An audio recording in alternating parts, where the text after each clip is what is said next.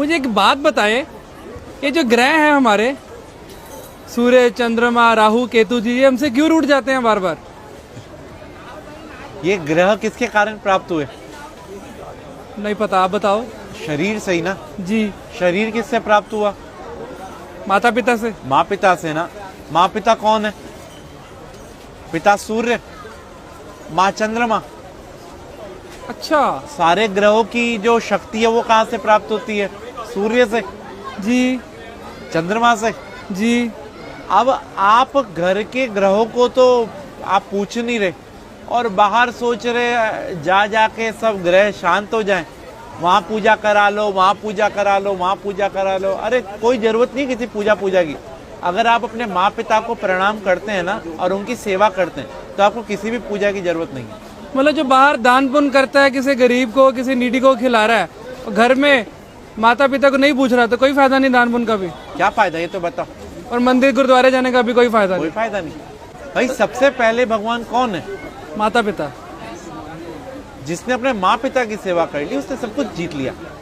अगर वो अपने माँ पिता की सेवा नहीं कर सकते तो उनका कोई भी दान व्यर्थ है। आज जो गणेश जी अग्रसर हैं, सबसे पहले उन्हीं की पूजा होती है। क्यों? उन्हें ब्रह्मांड के 3 चक्कर की जगह माँ पिता की परिक्रमा कर ली थी। तो हम कैसे खुश कर सकते हैं अगर कोशिश करना चाहे कोई बच्चा?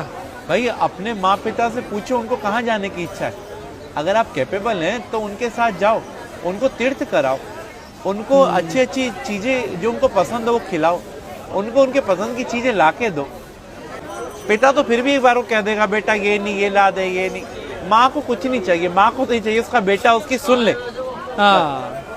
तो हम लोग अगर अपने माँ पिता के साथ समय बिताएंगे ना तो उनका अनुभव, और अनुभव से बड़ा कोई भी टीचर नहीं होता। और आज के टाइम में यही विपरीत हो रहे हैं सब।